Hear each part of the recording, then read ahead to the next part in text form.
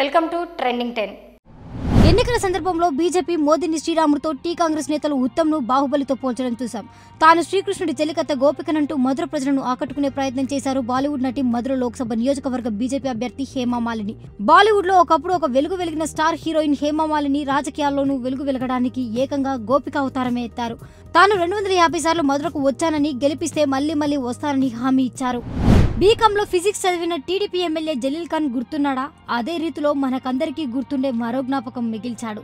తనపై ఉన్న వ్యతిరేకత కారణంగా తనకు సీట్ రాదని తెలుసుకున్న జలీల్ ఖాన్ తనదైన స్టైల్లో వ్యూహం రచించి తన కూతురు షబానాను విజయవాడ వెస్ట్ నుంచి ఎన్నికల బరిలో నిలిపాడు. అయితే ఈసీ షబానా నామినేషన్ ను తిరస్కరించింది. ఎందుకు అని జలీల్ ఖాన్ ఆరా తీయగా షబానాకు యుఎస్ పౌరసత్వం ఉందని, పరదేశ పౌరసత్వం ఉన్నవాళ్లు ఈ దేశంలో జరిగే ఎన్నికల్లో పోటీ చేయరాదని ఈసీ వివరణ ఇచ్చింది.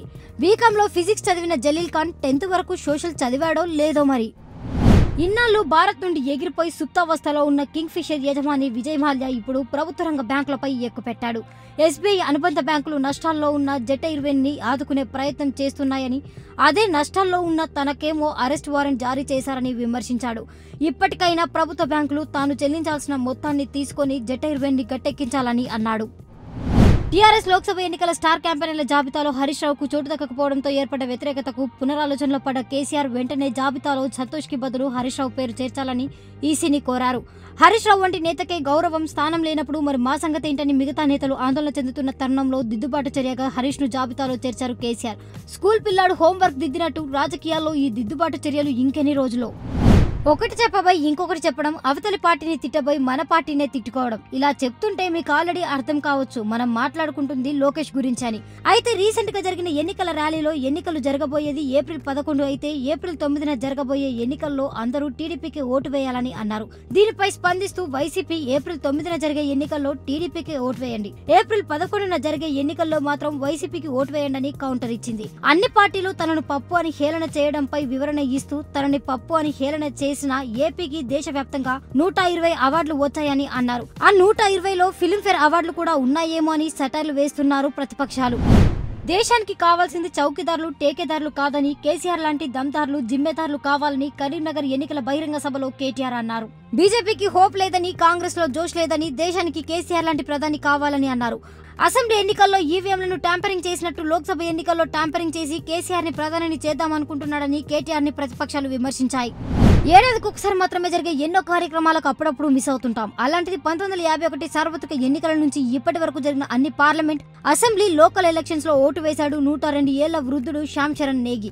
ప్రజాస్వామ్యం మనకిచ్చిన అతిపెద్ద ఆయుధం ఓటేనని, దాని ఆవశ్యకత తెలుసు కాబట్టి ఇప్పటి వరకు అన్ని ఎన్నికల్లో ఓటు వేశానని చెప్పారు. బీజేపీలో కురువృద్ధులకు మోదీ షా ద్వయానికి వార్ కొనసాగుతోంది. తాజాగా తనకు కూడా సమాచారం లేకుండా సీటు నిరాకరించారని పార్టీ సీనియర్ నాయకుడు మురళీమోహన్ జోషి అన్నారు. రాబోయే ఎన్నికల్లో కాన్పూర్ నుంచి కానీ ఇంకెక్కడి నుంచి కూడా తాను పోటీ చేయవద్దని బీజేపీ ప్రధాన కార్యదర్శి రామ్లాల్ నుంచి తనకు లేఖ అందిందని, దానిపై రామ్లాల్ సంతకం లేదని అన్నారు. సీటు కేటాయించకపోవడంపై ఆయన స్థాయి వ్యక్తితో కనీసం పార్టీ అధ్యక్షుడైనా డైరెక్ట్ గా మాట్లాడి ఉండాలని తన అసంతృప్తిని వెళ్లగక్కారు. సోషల్ మీడియా ప్రచార ఖర్చులను, వెబ్సైట్ మెయింటెనెన్స్ ఖర్చులను కూడా ఎన్నికల ఖర్చులో చూపించాల్సిందేనని ఎన్నికల వేళ ఈసీ అన్ని పార్టీలను ఆదేశించింది. సాధారణంగా పార్టీలు బయట ప్రచారానికి అయ్యే ఖర్చులనే వెల్లడిస్తున్నాయని, మారిన పరిస్థితుల దృష్ట్యా ఆన్లైన్ ప్రమోషన్ కి భారీ స్థాయిలో ఖర్చు చేస్తున్నా అవి ఎన్నికల ఖర్చులో చూపించకపోవడంపై ఈసీ ఈ నిర్ణయం తీసుకుంది. ఎమ్మెల్సీ ఎన్నికల సందర్భంలో టీఆర్ఎస్ పార్టీకి ఊహించని ఎదురుదెబ్బ తగిలింది. గులాబీ బాస్ కేసీఆర్ కు టీచర్లు గట్టిగా షాక్ ఇచ్చారు. ఇటీవల జరిగిన నల్గొండ, ఖమ్మం, వరంగల్ ఉపాధ్యాయ ఎమ్మెల్సీ ఎన్నికల ఫలితాలు ఈ రోజు వెలువడ్డాయి.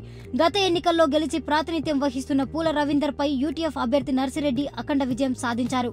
టీఆర్ఎస్ బలపరిచిన పీఆర్టీయూ అభ్యర్థి పూల రవీందర్ పై 2637 ఓట్ల ఆధిక్యంతో యూటీఎఫ్ కి చెందిన నర్సిరెడ్డి గెలవడంతో ఎన్నికల ముంగిట టీఆర్ఎస్ కు గట్టి షాక్ తగిలింది. ఇది ఇవాళ ట్రెండింగ్ 10. Keep watching T10.